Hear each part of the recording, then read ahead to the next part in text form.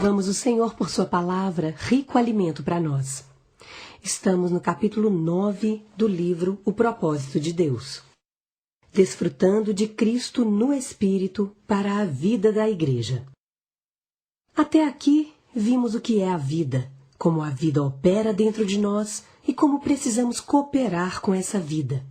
A vida é algo no Espírito, ou seja, no Espírito Divino mesclado ao nosso espírito humano. A vida é o Espírito e o Espírito é a vida. Portanto, se quisermos conhecer a vida, experimentar a vida e provar todas as riquezas da vida, temos de conhecer essa questão básica do Espírito. Sinto que os versículos na leitura bíblica podem dar-nos uma descrição completa do Espírito para a vida.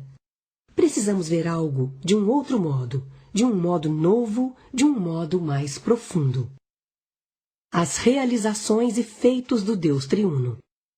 João capítulo 4, versículo 24, diz que Deus é Espírito.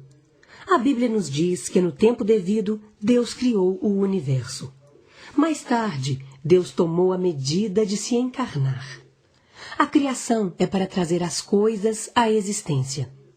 A encarnação é para trazer Deus às coisas que existem.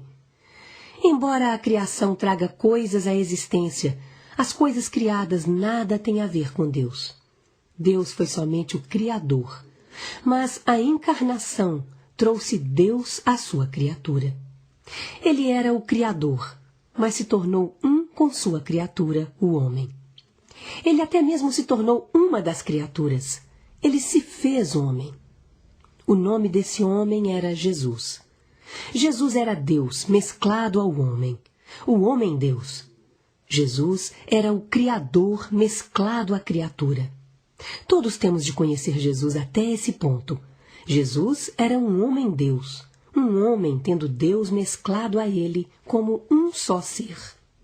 Nesse pequeno homem, você precisa ver o homem e Deus, a criatura e o Criador. Então essa pessoa maravilhosa com a natureza divina e a natureza humana, com a divindade e a humanidade, viveu nesta terra por 33 anos e meio, passando por todos os sofrimentos da vida humana. No final de sua vida humana, ele foi colocado na cruz. Isso significa que ele entrou na morte e experimentou a morte. Subjugou a morte, venceu a morte, passou pela morte e saiu da morte. Todos os seres humanos são capturados pela morte. Nenhum ser humano está disposto a morrer. Somente uma pessoa, Jesus, se dispôs a morrer. Ele entrou na morte, passou pela morte e saiu da morte. Atos 2, versículo 24, diz que a morte não pôde retê-lo. A morte fez o possível para retê-lo, mas não conseguiu. Não pôde retê-lo, porque ele é a ressurreição e a vida. A morte não pôde reter a vida, mas a vida pode tragar a morte. A morte não pode reter a ressurreição, mas a ressurreição consegue passar pela morte. Cristo entrou na região e no território da morte, mas a morte não pôde afetá-lo. Ele fez um passeio, uma excursão pela morte. Quando entrou na morte, ele levou a um fim todas as coisas da velha criação. Isso incluía o fim do velho céu, da velha terra e de todas as coisas negativas, pecaminosas e sombrias. Satanás, o pecado, o mundo, a carne, o velho homem e a velha criação foram levados à cruz. A cruz é o fim da velha criação. Você teve um fim ali. Antes de nascer, você já havia tido um fim na cruz pela morte de Cristo. A morte não pôde fazer nada com Cristo, mas pela morte ele levou tudo a um fim. Ele acabou com toda a velha criação. Então ele foi enterrado, levou tudo para o túmulo, inclusive nós. Após o sepultamento, ressuscitou. Pela encarnação, vestiu-se da carne do homem. Agora, pela morte e ressurreição, ele foi transformado, deixando de ser carne para ser o Espírito. A primeira epístola de Coríntios, capítulo 15, versículo 45, diz: O último Adão, porém, é espírito vivificante. Ele foi o último Adão na carne, mas pela morte e ressurreição tornou-se um espírito vivificante. Ao anoitecer do dia da sua ressurreição, ele foi até seus discípulos. Os discípulos estavam com medo dos judeus, por isso estavam em uma sala com as portas trancadas. De repente, Jesus veio e pôs-se no meio deles. Veio até eles não na forma de carne, mas na forma do Espírito. Ele não ensinou os discípulos nem lhes disse o que fazer. Em vez disso, soprou sobre eles e disse-lhes: recebei o Espírito Santo. Receber o Espírito Santo, o sopro santo, é melhor do que milhares de mensagens. Cristo não veio até eles como um grande mestre, mas como o melhor sopro. Ele não é um ensino, mas o sopro.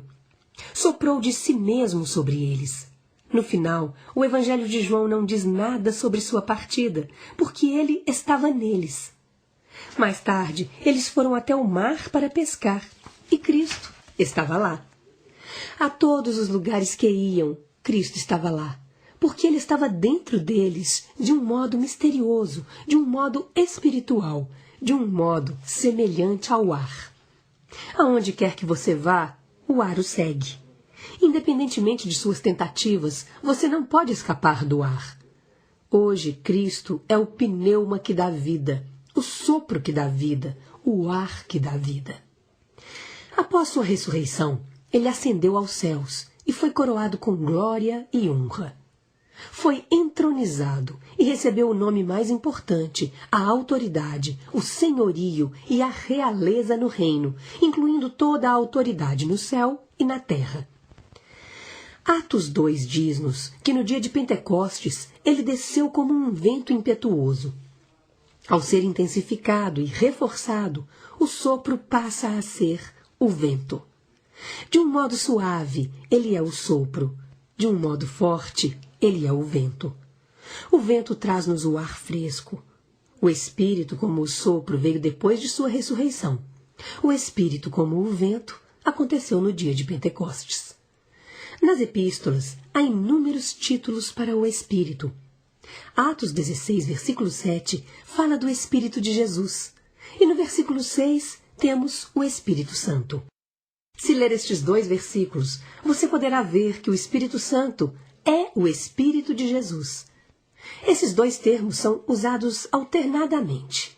Jesus era um homem sofredor. Por isso, o Espírito de Jesus é o espírito de um homem com muita força para o sofrimento.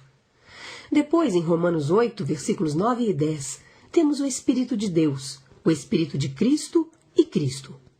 Esses três títulos também são usados alternadamente. Isso prova que o Espírito de Deus é o Espírito de Cristo, e o Espírito de Cristo é o próprio Cristo. O Espírito de Cristo é o Espírito do Cristo ressurreto e vivificante. Então, Filipenses 1, versículo 19, fala da provisão abundante do Espírito de Jesus Cristo. O Espírito de Jesus Cristo é o Espírito do Jesus encarnado, afligido e crucificado, e do Cristo ressurreto, que ascendeu e foi entronizado. A primeira epístola de Coríntios 15, versículo 45b, diz que na ressurreição, Cristo, como o último Adão, se tornou espírito vivificante. Após sua ressurreição, ele é o sopro que dá vida. Após ter cumprido a criação, a encarnação, a crucificação para a redenção, a ressurreição e a ascensão, o Deus eterno desceu como o vento para soprar por toda a terra. Esse vento inclui tudo o que Deus triuno realizou e fez. Dentro do vento estão os elementos da encarnação, crucificação, ressurreição, ascensão e da entronização de Cristo com sua realeza, autoridade e senhorio. Quando ele desceu como um vento impetuoso para passar por toda a terra, todos esses elementos estavam dentro dele. De certo modo, hoje ele ainda está soprando e passando. Entramos na restauração do Senhor por causa do vento que sopra e passa. Hoje estamos cheios de alegria, porque estamos debaixo do sopro e da passagem do vento divino. Ele veio como o vento divino para batizar seus escolhidos no Espírito. Pôs em si mesmo todos os seus escolhidos dentre os judeus e dentre os gentios. Este é o batismo realizado no dia de Pentecostes e na casa de Cornélio. Todos fomos batizados ali. Antes de nascermos, fomos crucificados e regenerados. No mesmo princípio, também fomos batizados. O batismo no Espírito Santo se cumpriu total e completamente. Por meio desse batismo, nasceu o novo homem e o corpo foi gerado. A primeira epístola aos Coríntios, capítulo 12, versículo 13, diz: Pois em um só Espírito, todos nós fomos batizados em um corpo, quer judeus, quer gregos, quer escravos, quer livres. Antes de nascermos, todos fomos batizados. Aos olhos de Deus, o corpo foi gerado, o novo homem nasceu e a nova Jerusalém já existe. Esta é a razão por que o apóstolo João disse em Apocalipse que ele a viu. É por isso que a Bíblia diz: está consumado. Tudo se cumpriu. Desfrutando do Deus triuno, com todas as suas realizações e feitos em nosso espírito para a vida da Igreja. Precisamos ter esta visão. Temos Deus, a criação, a encarnação, a vida humana, a crucificação para a redenção, o sepultamento, a ressurreição, o sopro do Espírito, a ascensão, a entronização e a descida do Espírito como o vento para realizar o batismo. Agora, o corpo foi gerado, o novo homem nasceu e a nova Jerusalém está aqui. Somos os seres humanos que estão debaixo do sopro do vento divino. Quando estamos em nosso espírito, somos um com esse vento, esta pessoa divina, e somos uns com os outros. Mas quando permanecemos em nossa alma, ou seja, nossa mente, nossa vontade e emoção, não podemos ter a vida da Igreja. Em vez disso, estamos separados de Cristo e dos membros do corpo de Cristo. O modo como recuperamos nosso espírito para termos a vida da Igreja é quando invocamos o nome do Senhor. Ó Senhor Jesus! Quanto mais invocarmos o nome do Senhor, mais seremos cheios dele. À medida que formos cheios dele, a vida da Igreja espontaneamente irá espalhar-se e haverá um aumento em termos de vida e de número. Quando nossa mente, vontade e emoção estiverem inundadas e cheias de Cristo como o Espírito, teremos a vida poderosa e vivificante da Igreja. Essa vida da Igreja está ligada ao Deus triuno e a todas as suas realizações e feitos. Nessa vida da Igreja, desfrutamos do Deus triuno com sua encarnação, vida humana, crucificação para redenção, ressurreição e ascensão. Também desfrutamos do Espírito de Deus, do Espírito de Jesus, do Espírito de Cristo, do Espírito de Jesus Cristo e do Espírito vivificante como o sopro e o vento.